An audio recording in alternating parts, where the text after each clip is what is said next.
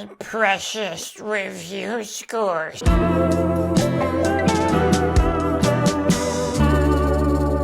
This week, PlayStation finally hosted a PlayStation Showcase, which is the branding they use for their big digital events, whereas State of Plays generally have smaller scale announcements. Speaking of PlayStation Plus, let's take a look at what's in store next month. All of last year went by without a single PlayStation Showcase, so anticipation was high leading into this event. What could they possibly show? What surprises are in store? And it turned out the biggest shocker of all was just how not good this show was. I didn't see that coming. But before we get too negative, because I'm about to, here's some things that I think showed really well. Plucky Squire, Revenant Hill, Towers of Agbasa, Phantom Blade Zero, Sword of the Sea, and plenty of other things that fell into the that was neat category. Like, that was neat. So it's hard to call something that had so much good stuff in it a bad show. What I'm going to do tonight is direct my ire mostly at the things that were preceded by this. Ooh, PlayStation Studios. Shh, shh, shh, shh. That's what they want when you see this. Shh, shh, PlayStation Studios. Shh, here we go. And the entire PlayStation Showcase featured 4 titles from PlayStation Studios: Fair Games, Concord, the Gran Turismo movie, and Spider-Man 2. And that was it. Hello, this is Editor Kyle talking to you now. I made a huge mistake. Helldivers 2 is a PlayStation Studios production. I'm embarrassed I did not realize that. But also, I don't really have any issues with this game. It seems neat. It seems like a neat game. So the episode will continue as originally planned. But let's start with that first game that was brought up first, Fair Games. Here's the setup. Too much money and too much power is held by just a few people. And it's only getting worse. So, we decided to do something about it.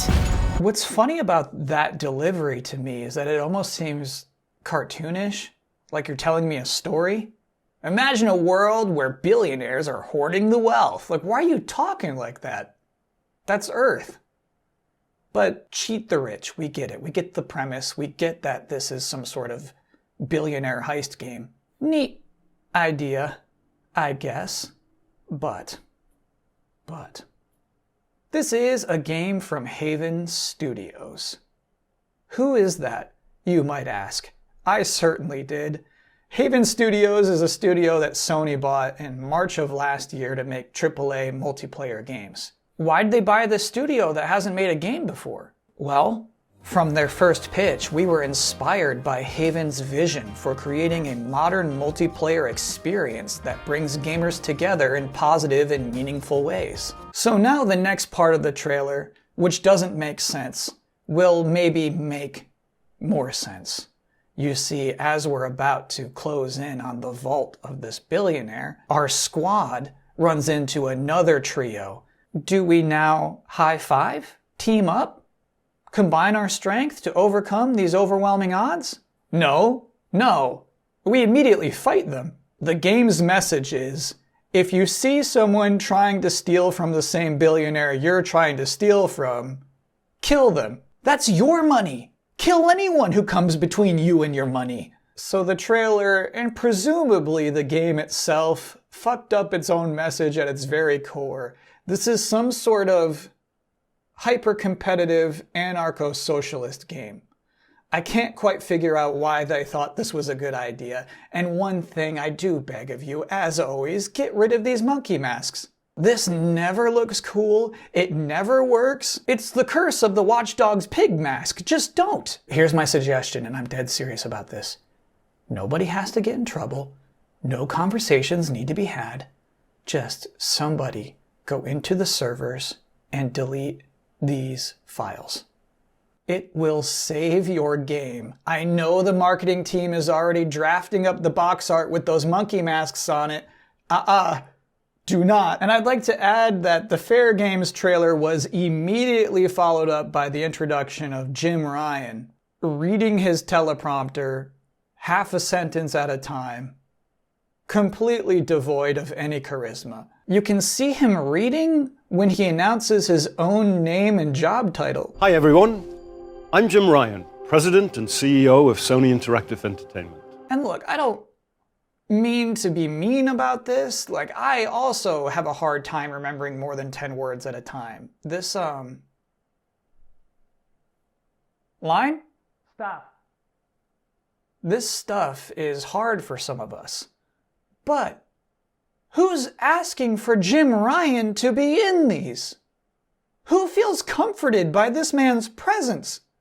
Who feels a tingle when he says enjoy the show? I don't get it. I don't get it. Second game, Concord. When I was looking back over my notes and thinking back on this game, I was like, the jiggling burger game? What was that? I rewatched the trailer, and yeah, it's the jiggling burger game. There's not much more than that. It is strangely reminiscent of the Starfield sandwich trailer. It's just nothing. It was just last month when Sony announced that they had purchased Firewalk Studios, who have developed nothing yet. So why would Sony purchase a studio who hasn't developed a single game? We continue to be impressed by the team's ambitions to build a modern multiplayer game that connects players in new and innovative ways. Gosh, there's something so familiar about that sentence. And look, this is not a huge call out. I myself use thesaurus.com all the time, but it's wild they didn't even change the sentence structure. They've just been acquiring so many AAA multiplayer game studios at this point that they now have a preset format for these announcements. So yes, it's another trailer to introduce us to another one of PlayStation's Games as a Service studios.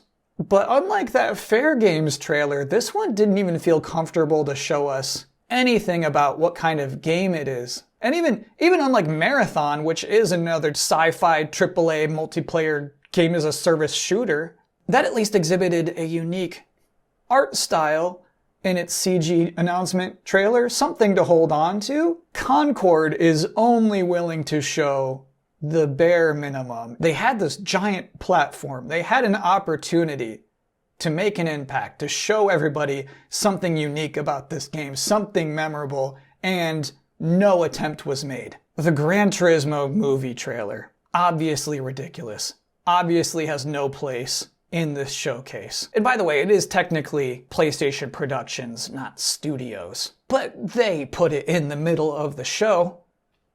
It could have been, you know what, it could have been like beginning of the show, just like while everybody's waiting for this thing to start, they could have shown the Gran Turismo trailer. Then, no, this got a primetime slot. What I would like to draw your attention to is that it's not the theatrical version of the trailer. That's the one that's got David Harbour berating a bunch of gamers who are trying to race cars. He says, it must be a new experience for you, moving your legs. Which is good. The movie needs that guy. After all, what is Fighting with My Family without Vince Vaughn? But the trailer shown in the PlayStation Showcase shows none of that. It only shows cool scenes of racing. Here's what I think happened. I think they tried to make a trailer for this showcase in particular, this one that is exclusively a gamer audience. And so what that smells like to me is a group of people putting on a show that they wouldn't want to see themselves necessarily. They're not making the show they would want to see, they're making the show they think fans would want to see. And that can create a lot of problems. And then finally, the whole show ended with a long Spider-Man 2 demo. Now, this was not surprisingly bad. It was, in fact, good. Great, even. Long stretches of gameplay like this is exactly what this stupid hour-long show is missing. But it simply wasn't good enough to rescue this entire show from mediocrity. Now, firstly, I want to say one thing. Yuri Lowenthal, great casting, great voice actor. He's a great Peter Parker. He's a great Spider-Man. But I don't buy this. I warned you about going after Connors. Now this is on you. He sounds like He sounds like me when I have to yell at my cat, but I'm not actually mad at him. You know, like, hey, get off the counter. Leave the lizard alone. Nobody likes angry Spider-Man. Those are miserable moments. He's mine. You sure? He's got big teeth. So do I. He's not normally like that, right? No. He's never like that. At the beginning of this year, Spider-Man 2 was among my most anticipated trailers of 2023. Here was the one thing I was nervous about. You can't play out black suit drama the way it has been since the 80s. You know, it can't be like Spider-Man gets a new suit, he feels cool, he's stronger, he's a little more moody, he's not feeling comfortable, he's doing things that Spidey wouldn't do, he wants it off, it doesn't want to come off, he's got to go to a church to knock a bell that makes it scream and slime down onto Eddie Brock. If everything plays out exactly like that, if there's a scene where it's like Miles is like, I don't like who you're becoming, Peter. Obviously. So I think picking this moment as the debut demo is a questionable choice. So Spider-Man's already wearing the black suit. We know what it means. However, in Insomniac's universe, it gives him full-on crazy goo powers. Insomniac's Spider-Man has always been a different take. He's had his own take on the costume, which is good. That's a quality. That's a good thing. Here, they've taken the coolest thing Spider-Man ever wears and made it gross and slimy. It's a take. It's a take, which isn't inherently bad. I personally hate this slime business. I don't want to do any of this. And I think it's okay for video games to sometimes make players do things they're not quite comfortable with. But I get the impression we're supposed to think what's happening here looks fun to do. I get the impression this is supposed to be awesome. It reminds me of how Peter Parker versus Flash basketball scene inexplicably has 223 million views on YouTube. Regular people are like, oh hell yeah, that's cool. And intolerable Spider-Man fans are saying, no! The point is, it's bad for Spider-Man. So maybe we should just have some faith in Insomniac, which made an incredible Spider-Man game already. They know. And also, Venom was already in that debut trailer, so this portion of the game, it could be mercifully short, right? It could be 10 minutes later, Spider-Man's like, oh, that was crazy. Why was I wearing that black suit? Thank goodness I didn't invest too many symbiote points in my symbiote skill tree. Right? Insomniac, right? Here's a quote from whoever writes whatever Jim Ryan says. We hope today's showcase demonstrates our continued commitment to delivering experiences that surprise and delight our players. Some games absolutely did delight and surprise.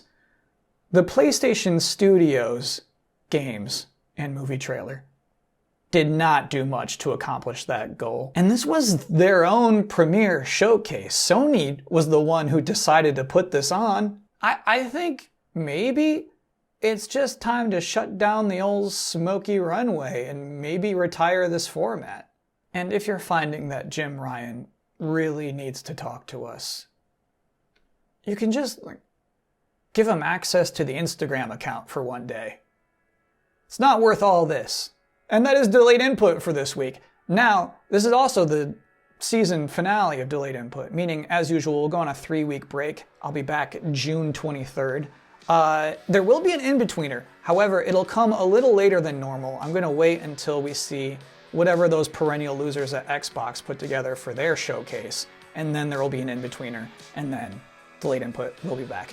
So, just want to say, thanks for watching.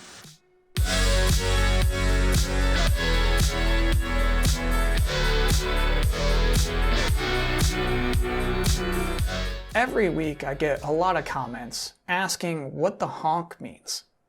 Why is he honking suddenly? What is honk worthy? So I'm hoping this next segment will help clear things up a bit. Let's play a quick round of honk or no honk. Metal Gear Solid Delta Snake Eater was announced with An uneventful trailer that ended just before the part where you think it's about to get good. I think this look has become very silly. It might be time to retire the bandana being used as a bunched up angry Batman mask. No honk. The rumored PS5 Wi-Fi streaming handheld device Project Q is officially real. And it's still just called Project Q for the moment. It's everything we presumed, though personally I didn't expect it to look this handily. It's for enthusiasts. It's not hurting anybody. No honk. Dragon's Dogma 2 had its first real trailer since its low-key announcement last year. It does that thing where a bunch of incomprehensible dialogue from characters we've barely seen plays throughout the entire thing, but it does me one worse. It uses one of what I believe is the stupidest phrases that we speak as English speakers. That begs the question. If he's a mere mummer, then where might our true Arisen? Empress Nadinia's life is in your hands, sir. Well, that begs the question. Do you think this is good dialogue? That's the stuff that gets in the trailer? No honk. Square Enix announced Foam Stars. Oh, there it is. Good night, everybody.